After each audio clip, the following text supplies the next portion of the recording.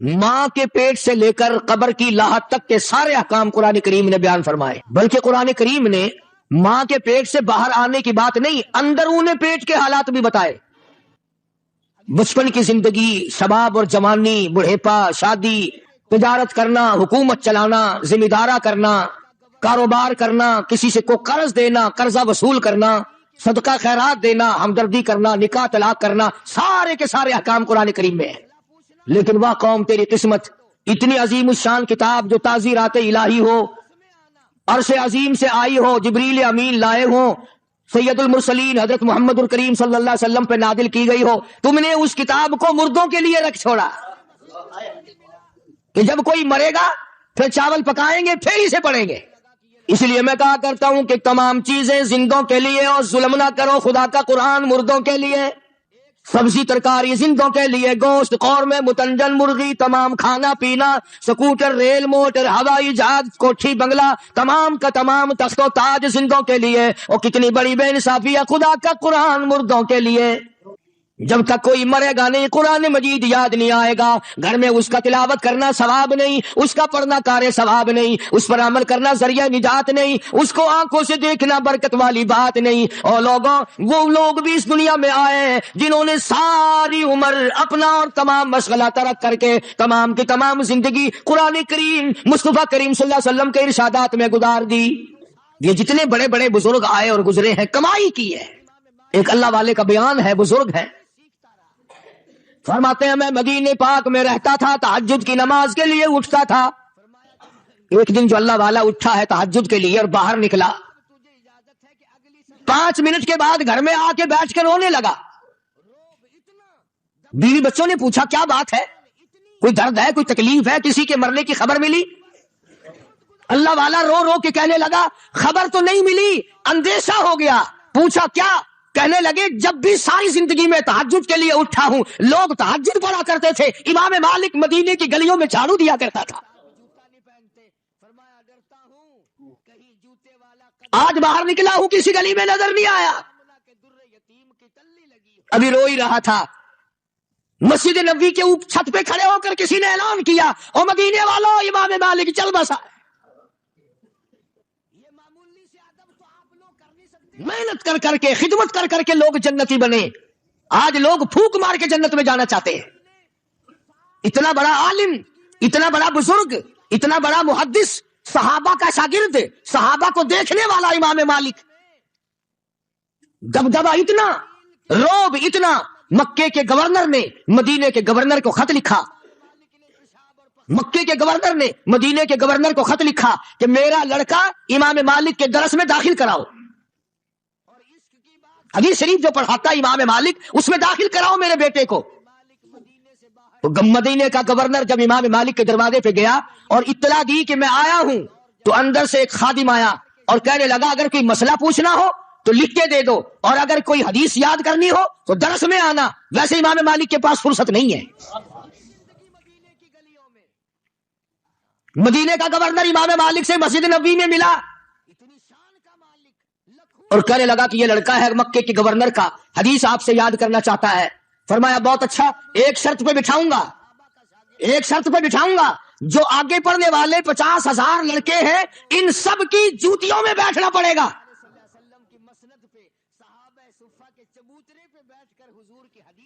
تم جیسا ہوتا کر کے فوراً بھاگ جاتا، لو جی یہاں تو انسان کی قدر ہی نہیں ہے، یہ کوئی مدرسہ ہے، ڈکٹیٹرشپ چلا رکھی ہے؟ ارے نہیں، یہ علاج کیا کرتے تھے، غریبوں کے بیٹے آگے بیٹھے، گورنر کے بیٹے کو جوتیوں میں بٹھایا، اور 1-2 دن نہیں 2 سال تک مکے کے گورنر کا بیٹھا جوتیوں میں بیٹھ کر امام مالک سے رحمت اللہ علیہ سے حدیث سیکھتا رہا۔ 2 سال کے بعد امام مالک کی نظر پڑی، فرمایا تم گورنر مکہ کا بیٹا ہے کہ جی ہاں؟ فرمایا اب تجھے اجازت ہے کہ اگلی صف میں بیٹھ جایا کر۔ روب اتنا، دبدبہ اتنا، شان اتنی، اور ویسے اللہ اکبر خدمت گزاری اتنی، ساری عمر مدینے کی گلیوں میں جوتا نہیں پہنا۔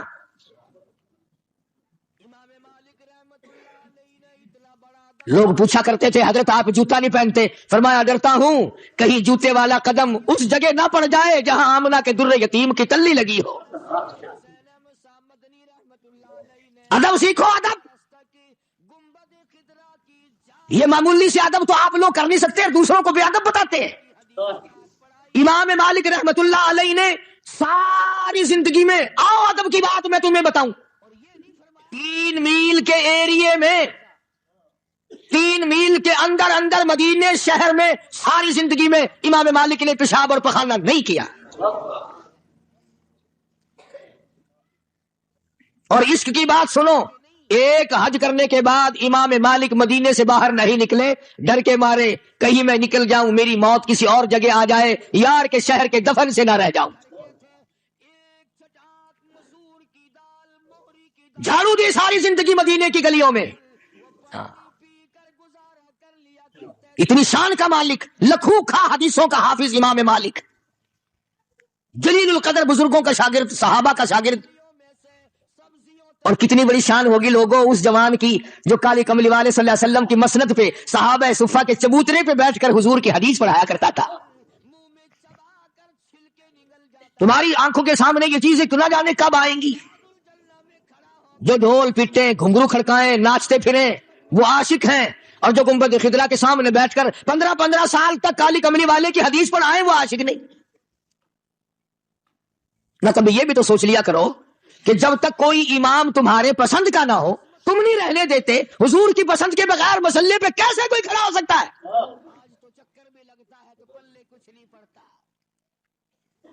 امام مالک رحمت اللہ علیہ نے اتنا بڑا ادب کر کے دکھلایا۔ شیخ الاسلام شیخ العربی والعجم حضرت مولانا سید حسین احمد صاحب مدنی رحمت اللہ علیہ نے 16 برس تک گنبد خضرا کی جالیوں کی چھاؤں میں بیٹھ کر پیغمبر کی حدیث پاک پڑھائی۔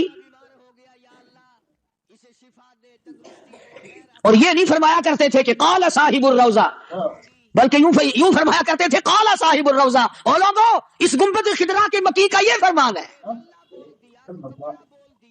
اور تنخواہ لے کر کے نہیں۔ اب تو لوگ مدینے کی طرف بھی جاتے ہیں تو پیسوں کے لیے۔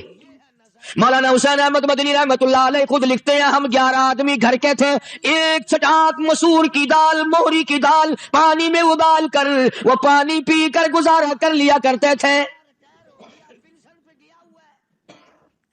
فرماتے ہیں مدینے پاک کی گلیوں میں سے سبزیوں ترکاریوں کے چھلکے میں چن لاتا تھا، اٹھا لاتا تھا، شام کو پانی میں دھو کر چاقو سے کاٹ کر منہ میں چبا کر چھلکے نگل جاتا تھا، اس کے بعد پانی پی کر ریاض الجنہ میں کھڑا ہو کر ساری رات مولانا حسین احمد مدنی قرآن کریم پڑھا کرتا تھا۔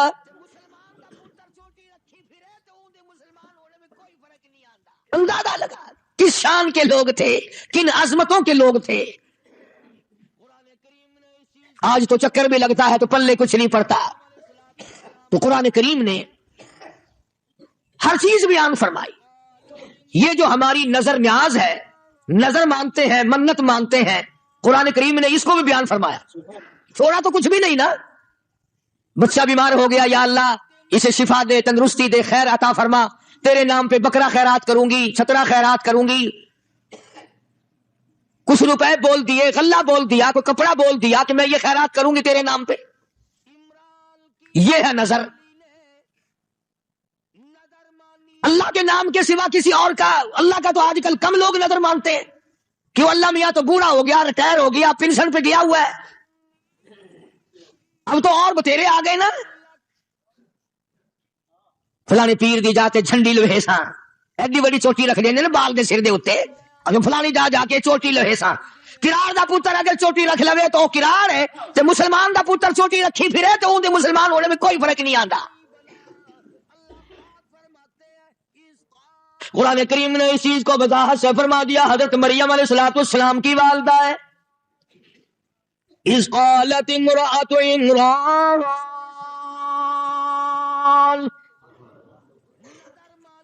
اذ قالت امرأۃ عمران، مریم علیہ السلام کی والدہ نے، عمران کی گھر والی نے نظر مانی، نیاز مانی، منہوتی منی۔ ربی انی نذرت لک، یہ قرآن کریم میں نے نہیں بنایا، کسی دیوبندی نے نہیں بنایا، کسی اہل حدیث نے نہیں بنایا، کسی اور مذہب والے نے نہیں بنایا. اللہ پاک فرماتے ہیں اذ قالت امرأۃ عمران، مریم علیہ السلام کی اماں نے نظر مانی، نیاز مانی. ربی انی نذرت لک، اے میرے پروردگار، اور زمین و آسمان کے مالک، قطرے قطرے کا تو مالک ہے، ذرے ذرے کا تو مالک ہے، پتے پتے کا تو مالک ہے، چاند سورج ستاروں کا تو ہی مالک ہے. ربی انی نذرت لک،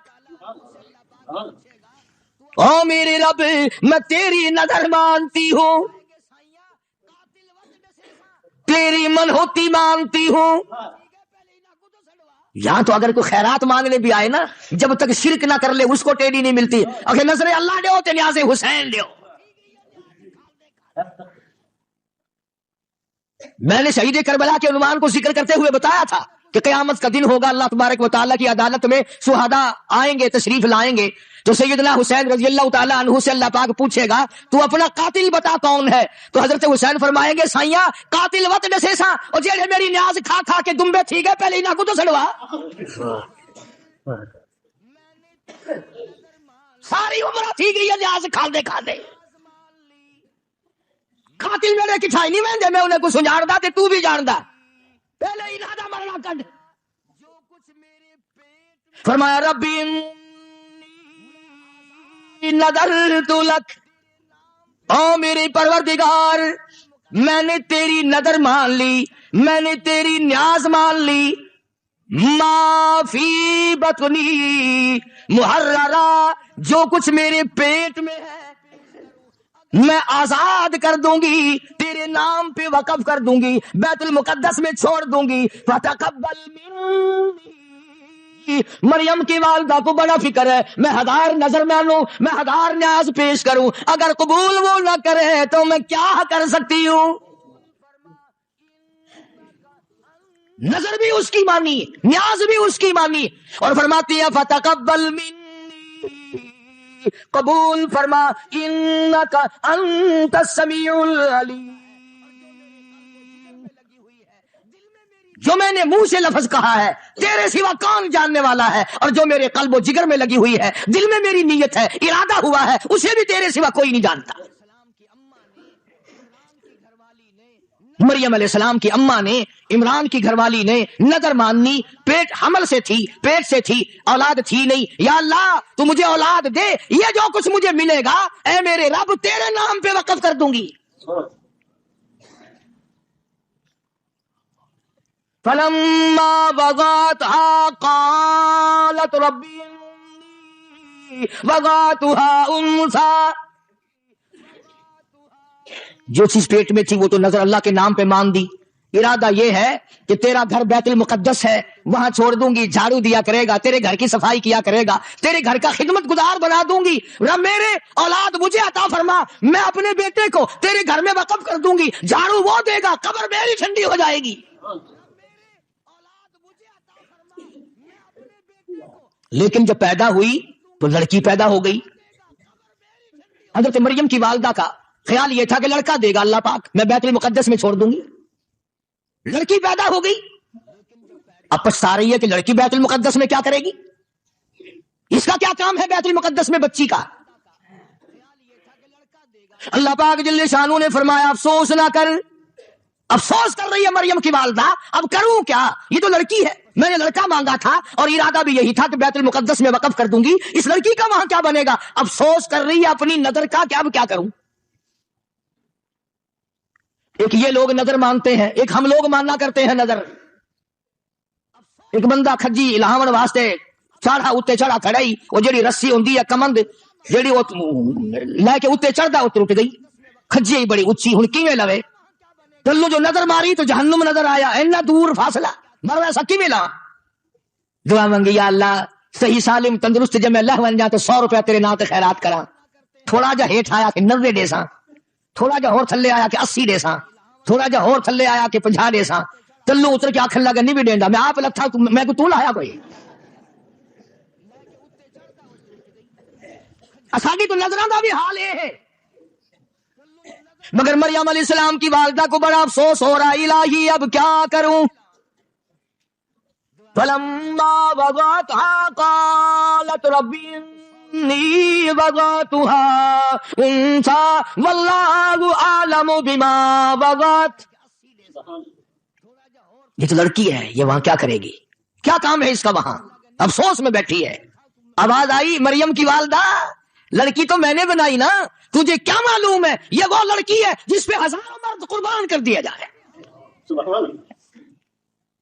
میں اپنی یکتائی، میں اپنی وحدانیت، میں اپنی توحید، میں اپنا وحدہ لا شریک ہونا، میں اپنا بے مثال ہونا اس بچی سے، اور اس بچی کے پیٹ سے بچہ پیدا کر کے تو افسوس کر رہی ہے، میں مسکرا رہا ہوں، میں اپنی قدرت کا لوگوں کو تماشا دکھانا چاہتا ہوں۔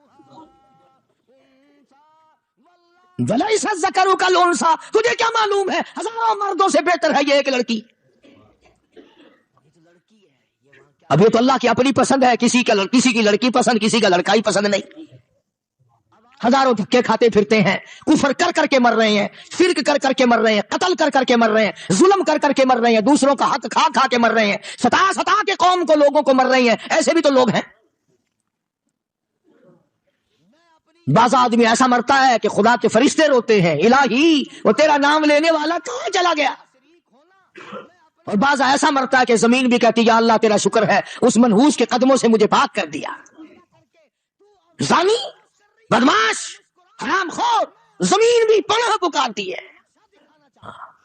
زمین کے جس ٹکڑے پہ امر مباح کی طرح بدماشی لوگ کرتے ہیں، خدا کی قسم قرآن کہتا ہے بدکاری سے زمین کانپتی ہے۔ اور ہمارے معاشرے میں برائی کوئی نہیں، بگڑتا ہی کچھ نہیں، کون پوچھنے والا ہے؟ قرآن کریم میں حضرت مریم علیہ السلام کی والدہ کو اللہ پاک نے حکم دیا، سنو جو اللہ چیز قبول کر لے، فرمایا والدہ مریم، اے مریم کی اماں، جب یہ میرے نظر کر دی لڑکی، سمجھو ذرا، جب میرے نظر کر دی، میرے نام کی یہ نیاز ہے اور نظر ہے، اب نام رکھنے کا بھی تجھے اختیار نہیں، میں نام رکھوں گا۔ خدا کہتا ہے میں نام رکھوں گا۔ فرمایا وَإِنِّي سَمَّيْتُهَا مَرْيَمَ وَإِنِّي أَعُوذُ بِكَ، اس کو میری پناہ میں دے، نام بھی میں رکھتا ہوں، پناہ میں بھی میری ہو۔ وَإِنِّي سَمَّيْتُهَا مَرْيَمَ وَإِنِّي أَعُوذُهَا بِكَ وَذُرِّيَّتَهَا مِنَ الشَّيْطَانِ الرَّجِيمِ۔ فرمایا میری پناہ میں دے دے، اس کی اولاد کو بھی میری پناہ میں دے دے۔ ارشاد گرامی ہے محمد عربی سب کہہ دو صلی اللہ علیہ وسلم کا، فرمایا جب بچہ پیدا ہوتا ہے، پیدا ہوتے ہی فوراً روتا ہے۔ جب بچہ پیدا ہوتا ہے عورتوں سے پوچھ لینا تمہیں کیا پتا، تم تو باہر بیٹھ کر پڑے رہتے ہو، کسی کے گھر میں بھی پیدا ہو، پر مسلمان کے گھروں کا تو شیطان کو پتا ہے نا، ابھی اذان کان میں کہیں گے، ایک کان میں تکبیر کہیں گے، بچے کے دل و دماغ پہ اللہ اکبر کی صدا بٹھائیں گے، اللہ کی عظمت بٹھائیں گے، اشہد ان لا الہ الا اللہ کا نعرہ کان میں لگا کر بچے کے کان میں توحید کا پیغام پہنچائیں گے، اشہد ان محمد رسول اللہ کا نعرہ لگا کر کالی کملی والے صلی اللہ علیہ وسلم کی رسالت اور آپ کی ختم نبوت کا پیغام بچے کے دل میں بٹھائیں گے۔ شیطان کہتا ہے اذان کہنے والا تو جب آئے گا پہلے میں اپنا نمبر لگاؤں، تو وہ بچے کے دل پر انگلی مارتا ہے اثر انداز ہونے کے لیے، دل پر اثر ڈالنے کے لیے، تو بچہ روتا ہے۔ تو حضور کریم صلی اللہ علیہ وسلم نے فرمایا کہ شیطان کی اس انگلی سے دو آدمی بچے، ایک میں اور ایک عیسیٰ علیہ السلام، سب کو وہ انگلی مارتا ہے تاکہ اذان ہونے سے پہلے میں اپنا زہر ڈال دوں، اپنا اثر ڈال دوں۔ اور ابھی آج کل تو ہو بھی ایسا ہی رہا ہے، اذان کا اثر نہیں، تکبیر کا اثر نہیں، شیطان کی وہ انگلی جو ہے وہ آدمی بڈھا ہو جاتا ہے مگر وہ انگلی چھوڑتا ہی نہیں، ساری عمر گناہوں میں برباد۔ حالانکہ مجذوب کہتا ہے کہ سب کے سب ہیں راہ روے کوے فنا، سب کے سب ہیں راہ روے کوے فنا، بہ رہی ہے ہر طرف جوے فنا، ہر طرف بربادی اور فنا کا مقام دور دورہ ہے۔ اسی کو کہتا ہے کہ سب کے سب ہیں راہ روے کوے فنا، بہ رہی ہے ہر طرف جوے فنا، آتی ہے ہر چیز سے بوے فنا، کون باقی رہے گا؟ ہر ہر طرف سے فنا کی بربادی ہے. نہ یہ بلڈنگ رہیں گی، نہ یہ عمارت رہیں گی، نہ یہ بنگلے رہیں گے، نہ یہ تخت و تاج رہیں گے، نہ یہ آسمان رہے گا، نہ یہ پہاڑ، نہ یہ زمین، نہ یہ سمندر، نہ یہ دریا، نہ یہ باغ و بہار، کوئی شے نہیں رہے گی. تمام چیزوں کو فنا آ جائے گی. تو حضرت مریم علیہ السلام کی اماں نے حضرت مریم علیہ السلام کو اللہ کی پناہ میں دے دیا. اللہ پاک نے فرمایا اس کا نام بھی میں رکھتا ہوں وَإِنِّي أُعِيذُهَا بِكَ وَذُرِّيَّتَهَا مِنَ الشَّيْطَانِ الرَّجِيمِ، کہ شیطان کے رجم سے، شیطان کے اثر سے اس لڑکی کو اور اس کے بیٹے کو میں اللہ کی پناہ میں دیتی ہوں. چنانچہ حضرت مریم علیہ السلام کی والدہ کی یہ نظر اللہ نے قبول فرمائی. آگے ہے فَتَقَبَّلَهَا رَبُّهَا بِقَبُولٍ حَسَنٍ وَأَنبَتَهَا نَبَاتًا حَسَنًا وَكَفَّلَهَا زَكَرِيَّا.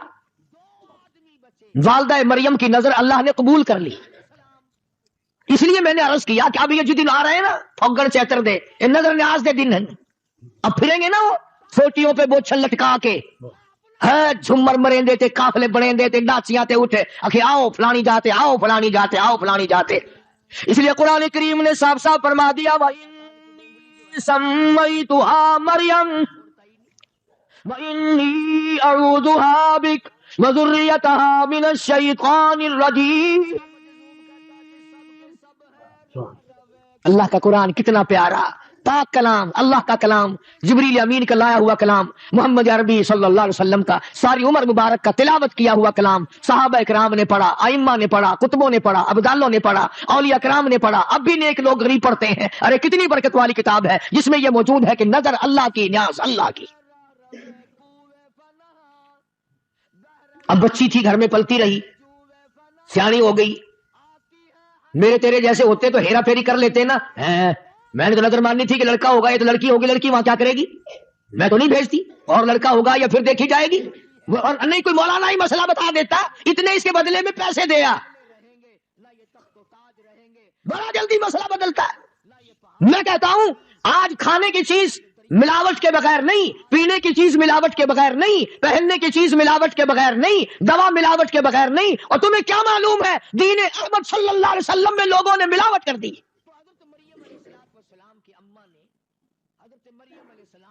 کم تولنے والا تمہیں معلوم ہو جاتا ہے، کم بولنے والا تمہیں معلوم ہو جاتا ہے، لیکن جو دین میں ملاوٹ کرتا ہے وہ محبت کے رنگ میں کرتا ہے، اس لیے تمہیں پتہ نہیں چلتا. وہ رنگ دوسرا پیش کرتا ہے.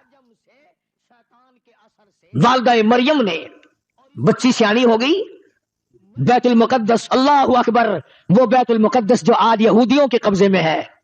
قبلہ اول 500 سے زیادہ انبیاء علیہ السلام کی قبریں ہیں، 500.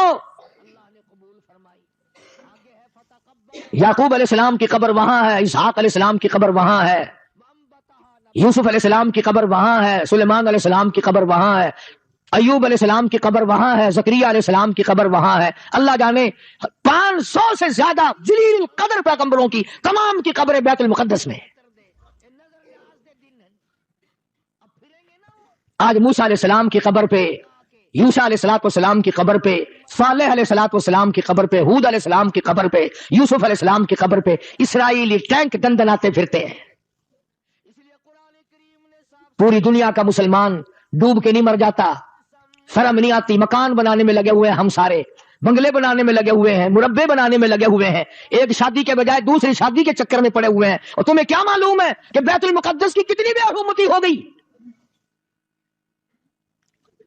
کاش آج وہ لوگ زندہ ہوتے. حضرت ابو طلحہ انصاری رضی اللہ تعالیٰ عنہ کی سارے غزوات میں، سارے جہادوں میں شریک ہوئے. لیلۃ العقبہ کی رات میں مکہ پاک میں آ کر بیعت کی مدنی کریم صلی اللہ تعالی علیہ وسلم کے رحمت والے ہاتھ پہ. 70 سال کی عمر ہے. بدر میں شریک ہوئے، بڑا زخم آیا.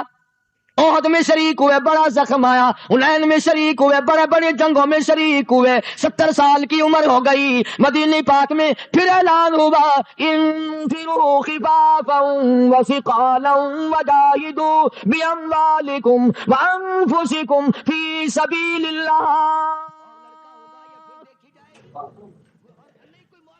70 سال کی عمر ہے صحابی کی. گھر والوں کو کہنے لگا میرا سامان تیار کرو، جہاد میں جاؤں گا.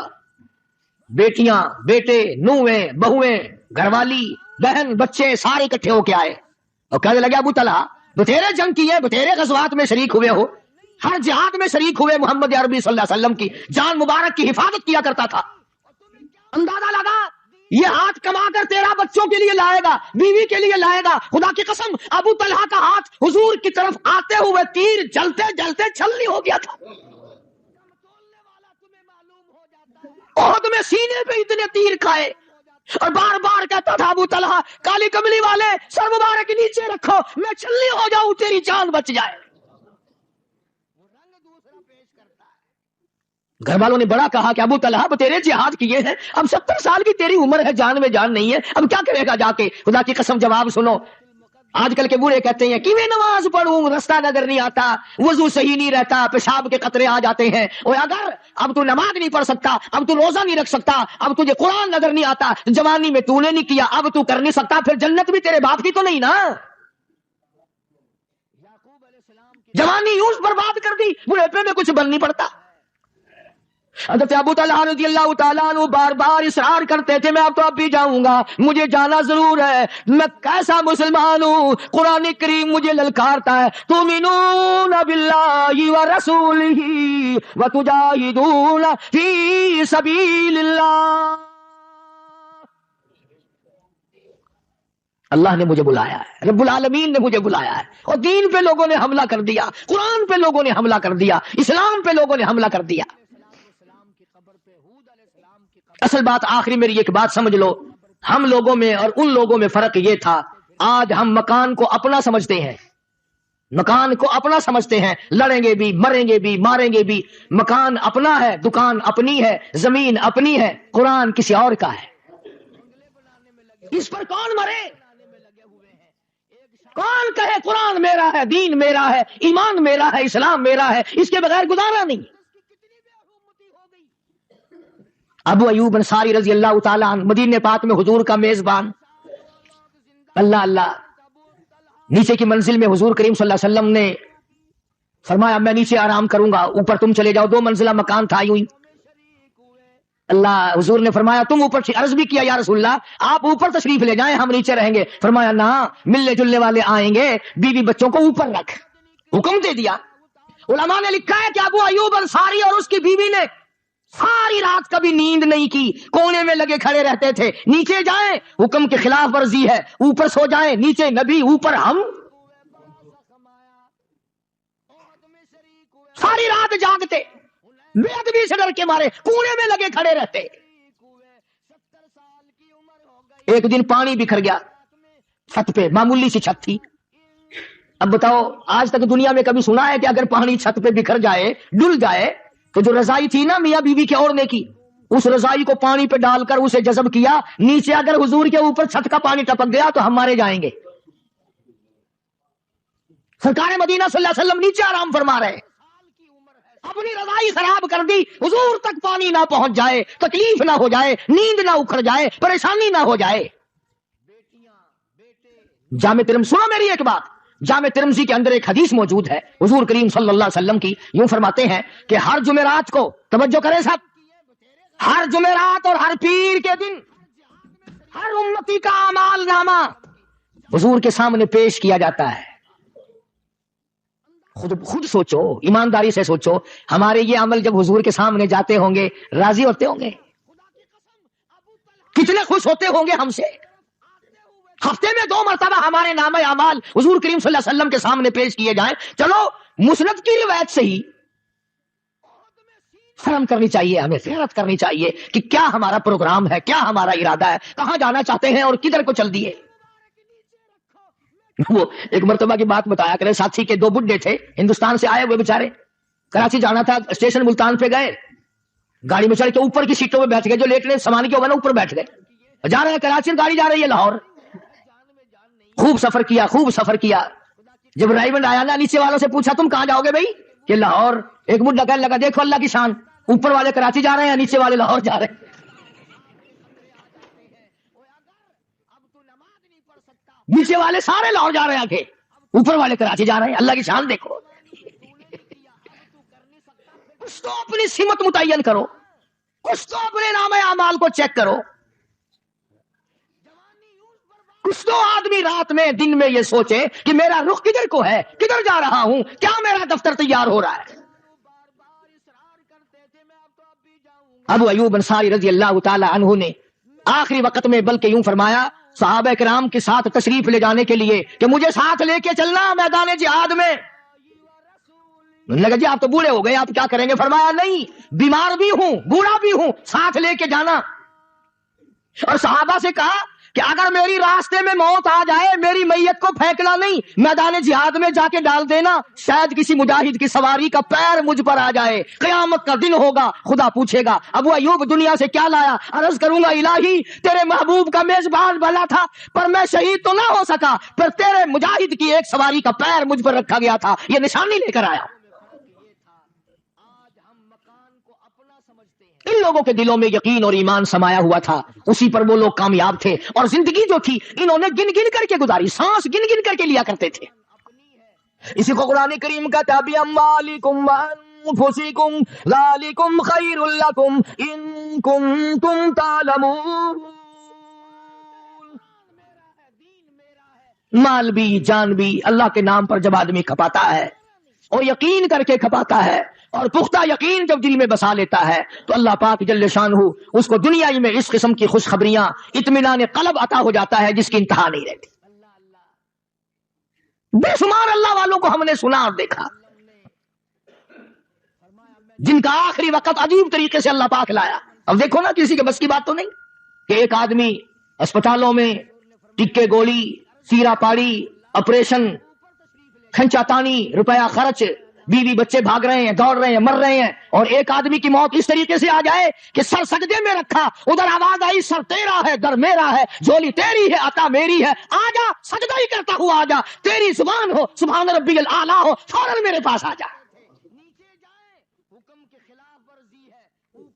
ابھی میں ان اپنے ساتھیوں سے یہ باولپور سے تشریف لاتے ہیں دوست چودھری سرفراز خان صاحب، ان سے ذکر کر رہا تھا کہ ایک آدمی نے اذان دی اور لا الہ الا اللہ کہا، لاؤڈ اسپیکر میں اذان دی ٹھیک ٹھاک، اور زمین پہ بیٹھا اور جان نکل گئی۔ یعنی اپنی قبر سے اٹھے گا، کوئی کچھ بھونکتا ہوا اٹھے گا، وہ اللہ والا اذان دیتا ہوا اٹھے گا۔ ابھی انہوں نے بنا رکھی نا رسم کہ قبر پہ اذان دیا کرو۔ جب ہم پوچھتے ہیں کہ بھئی یہ قبر پہ اذان کیوں؟ وہ جو مردہ ہے نا میت، اذان سن کے فوراً لوٹا سامتا ہے، وضو کرتا ہے، مصلی بچھاندا ہے۔ ہم ان سے کہتے ہیں کہ جس نے ساری عمر میں اذان سن کر کلمہ منہ سے نہیں نکلا، مسجد کی طرف نہیں گیا، ٹیپ بند نہیں کی گانے کی، دکان بند نہیں کی، ساری عمر تو نماز کو لگائے اس نے رگڑے، اور اب لاکھوں من مٹی بیچ میں ہے، اوپر ملا کھڑا ہوا اذان دے رہا ہے، میں نے کہا اب یہ جامع مسجد میں جائے گا اٹھ کے؟ اب تو ضرور اٹھ کے جائے گا۔ یہ کیسے یہ تمام چیزیں نکال لی ہے؟ ہاں، جو حدیث پاک میں ہے اس کا کوئی انکار نہیں کر سکتا۔ حدیث میں آتا ہے حضور کریم صلی اللہ علیہ وسلم نے فرمایا کہ جب نکیرین آتے ہیں اور اسے زندہ کر لیتے ہیں تو اسے عصر کی نماز کا تنگ وقت نظر آتا ہے، عصر کی نماز کا تھوڑا وقت نظر آتا ہے، تو وہ کہتا ہے دعونی، چھوڑ دو مجھے، میں پہلے نماز پڑھ لوں پھر تم سے بات کروں گا، پہلے نماز پڑھ لوں پھر تم سے بات کروں گا۔ فرشتے کہتے ہیں چلو ہو گئی ساری بات، بس اتنی بات کہلوانا چاہتے تھے۔ اس کو فکر ہوتا ہے ہائے ہائے نماز گئی، سورج ڈوبنے کو ہو رہا ہے، دیر ہو گئی، دیر ہو گئی، توبہ توبہ میں سو گیا تھا، نماز کو دیر ہو گئی۔ فرشتے کہتے ہیں جا سب تیرا حساب و کتاب سب ہو چکا ہے۔ مگر یہ وہی تو کرے گا نا جس نے نماز کبھی چھوڑی ہی نہیں۔ اور آج ہم دکان سے اگر چل بھی پڑے نماز کے لیے، رستے میں مل گیا جس سے 10 روپے لینے ہیں، ہوگی گپے شروع، یار تیرے مکان پہ گیا تھا، تجھے آواز دی تھی، گھنٹی کھڑکائی تھی، پھر بچی نکلی تھی، پھر لمبا قصہ جو شروع کیا نا، لوگوں دکان بھی گئی اور نماز بھی گئی۔ دین اسلام حق ہے، قرآن برحق ہے، مدنی کریم صلی اللہ علیہ وسلم کا ہر فرمان برحق ہے، اس لیے اپنی زندگی میں غور کرو، بدعت کے پیچھے نہ لگو، شرک کے پیچھے نہ لگو، کفر و نفاق کے پیچھے نہ لگو۔ اللہ پاک کی قسم کھا کے کہتا ہوں یہ قرآن ہدایت کا گھر ہے، کلام الہی ہے، قرآن پڑھو، قرآن پڑھاؤ، قرآن سیکھو، اس میں جو بات آ جائے وہ صحیح ہے، جو اس میں نہ آئے سارا جہان کہتا رہے وہ بات صحیح نہیں غلط ہے۔ اللہ پاک ہم سب کو قرآن کریم کا قدردان بنائے۔ وآخر دعوانا الحمدللہ رب العالمین۔